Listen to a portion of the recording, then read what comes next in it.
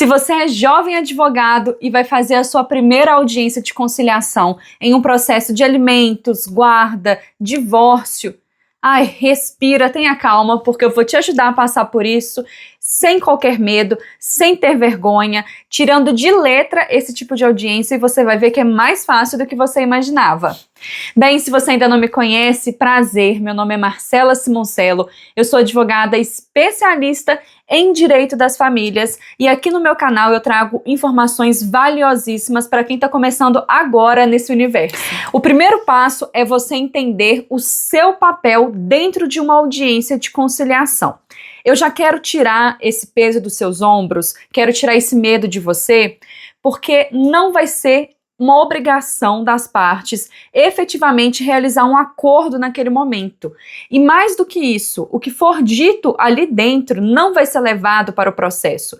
Então, mesmo que você apresente uma proposta e ela não seja aceita pela parte contrária, isso não vai poder ser usado contra você lá no processo, na hora do julgamento de mérito.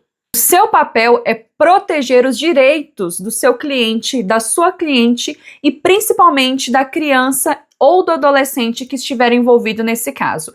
Então você vai garantir que qualquer proposta apresentada ali ou aceita pelo seu cliente esteja alinhada com os interesses dele, esteja em consonância com o que você já conversou anteriormente, com as expectativas do seu cliente, da sua cliente, e que também atenda às necessidades básicas daquela criança ou adolescente. Então você vai agir com estratégia para poder encerrar o processo de forma prematura, antes mesmo de uma sentença definitiva de mérito, mas de maneira que o seu cliente, a sua cliente, não precise abrir mão em excesso dos direitos dela. Então pense só, quando a gente vai fazer um acordo, as partes elas acabam tendo que ceder. Tem que abrir mão de uma coisa, abrir mão de outra, tem que ter ali uma certa equidade entre o que cada uma está ganhando ou perdendo dentro desse acordo.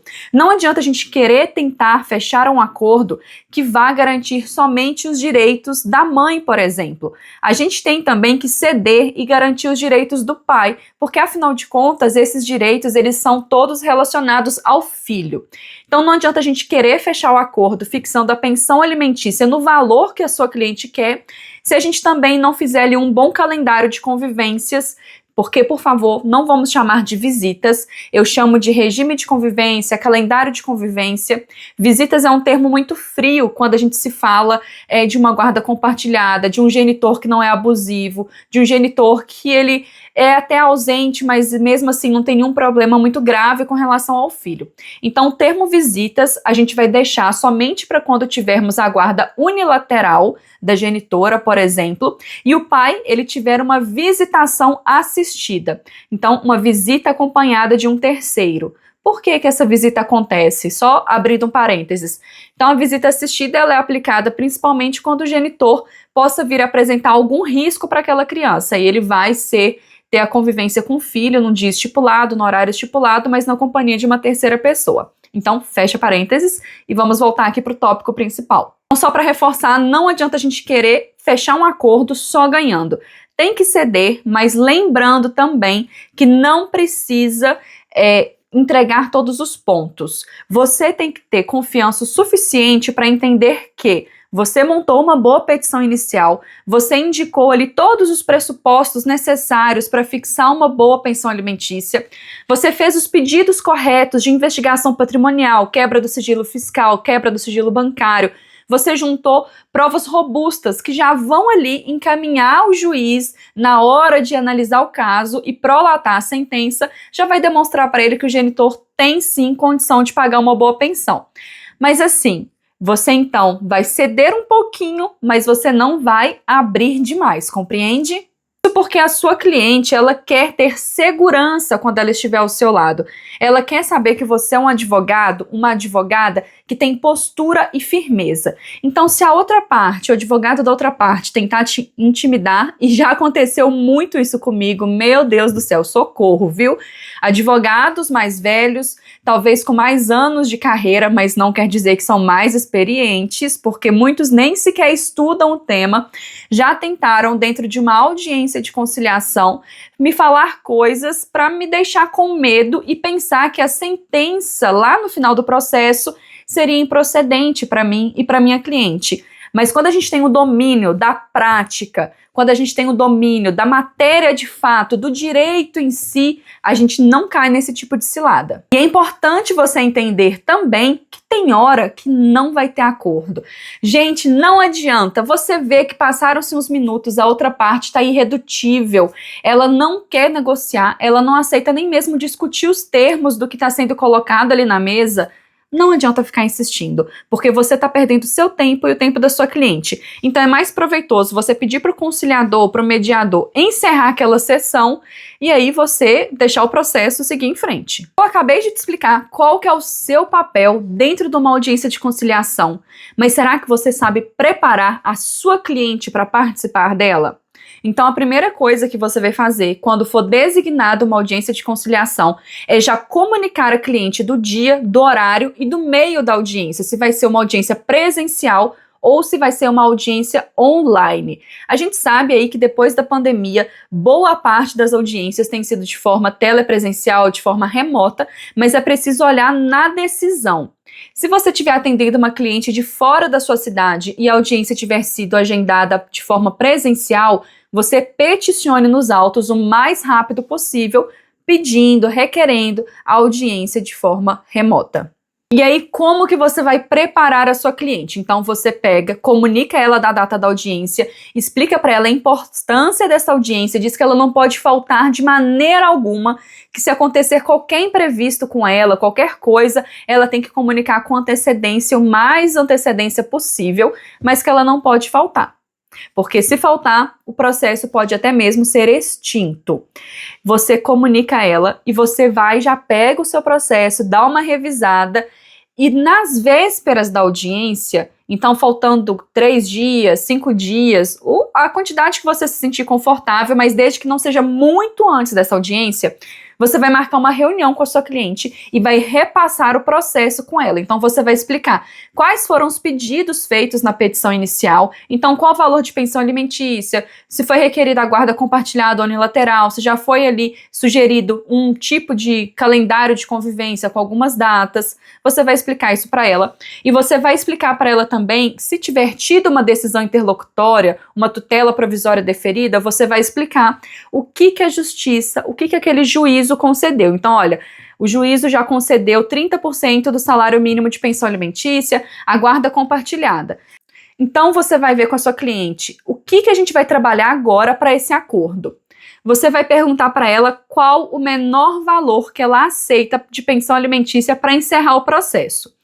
Só que você tem que explicar para ela que ela não é obrigada a aceitar o acordo, ela não tem que se sentir pressionada com isso. Você vai perguntar para ela qual o menor valor você aceitaria de pensão alimentícia. Coloca ela para pensar. Você já vai ter feito aquela tabela de gastos com ela. Se você não sabe qual que é, me deixa um comentário aqui que eu mando para você a tabela de gastos. E você vai falar com ela, olha, pensa no menor valor para a gente acabar com esse processo no dia da audiência, caso seja positivo, uma composição positiva.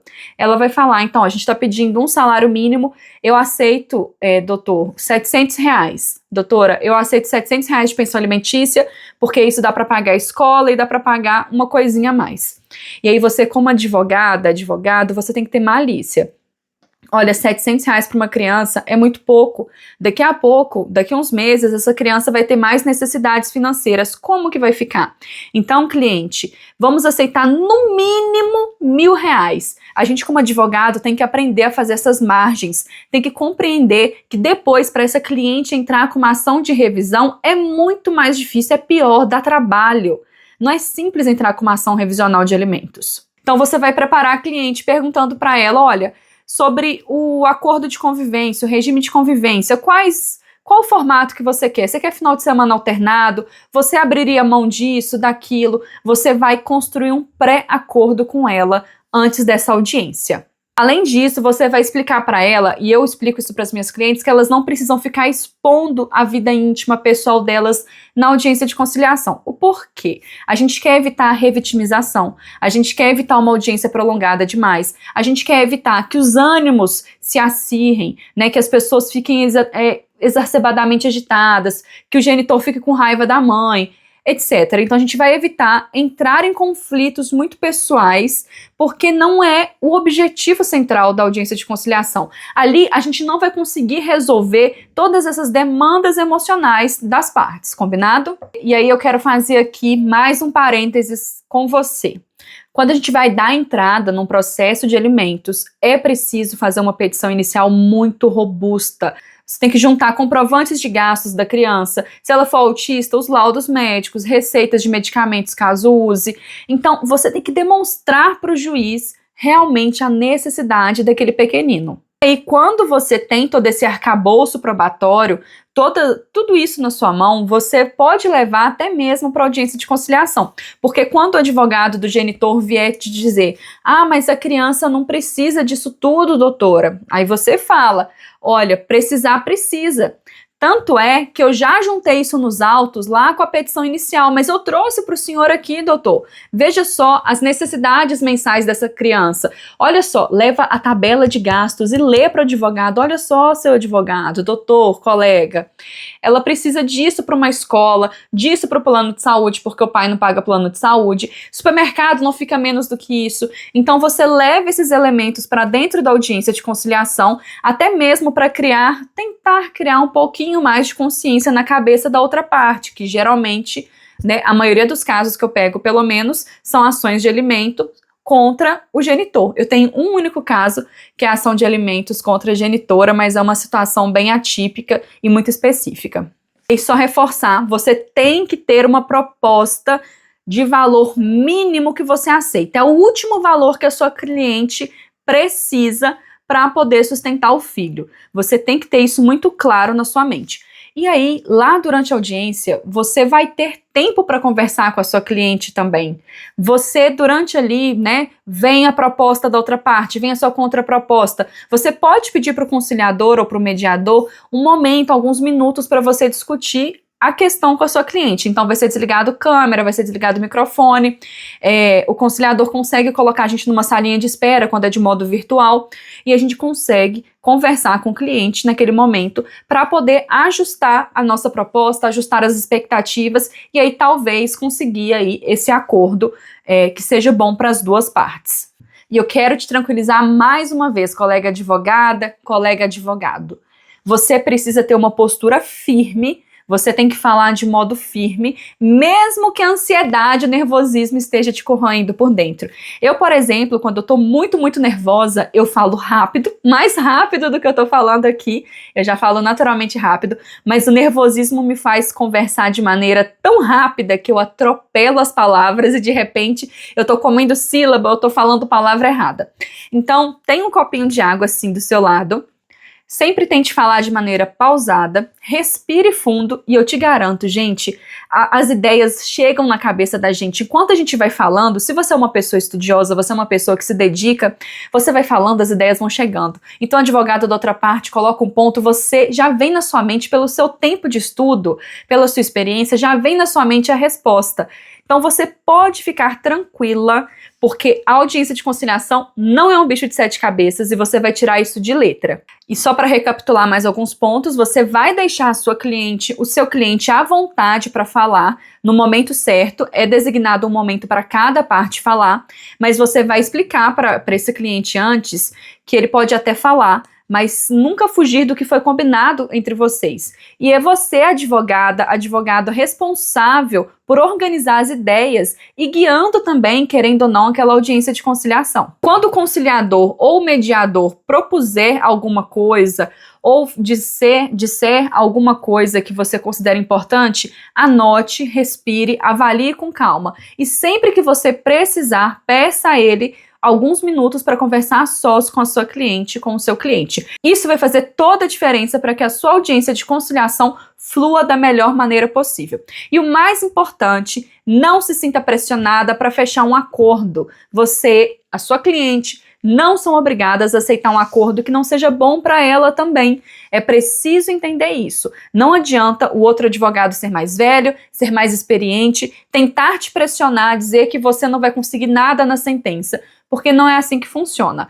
Então, respire fundo sempre, não se deixe intimidar pela outra parte. E se não conseguir um acordo, paciência, tudo bem, o processo vai prosseguir para a próxima fase processual e a gente vai continuar dentro dele trabalhando para garantir os direitos da nossa cliente. Se não tiver acordo, não é o fim do mundo. E se o acordo for celebrado, o que acontece?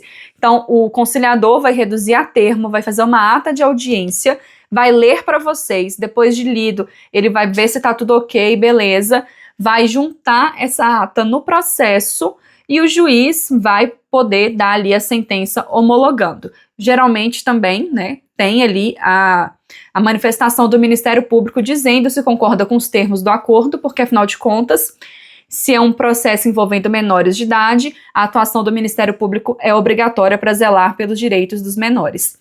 E vem a sentença homologatória desse acordo e pronto, acabou. Se não tiver acordo, o processo continua até a sentença definitiva de mérito. Se esse vídeo te ajudou, nem que seja um pouquinho, eu te convido a se inscrever aqui no meu canal, porque eu quero trazer muito mais conteúdo prático para vocês, para explicar como que é o dia a dia da advocacia familiarista, sem muito mistério, sem muito estresse e sem juridiquês. Vou tentar falar da forma menos técnica possível para que fique leve e você que está começando agora nessa área, você entenda melhor como que funciona o universo do direito das famílias. Então, se você gostou, se inscreve aqui, encaminha esse vídeo para alguém que eu vou ficar muito grata.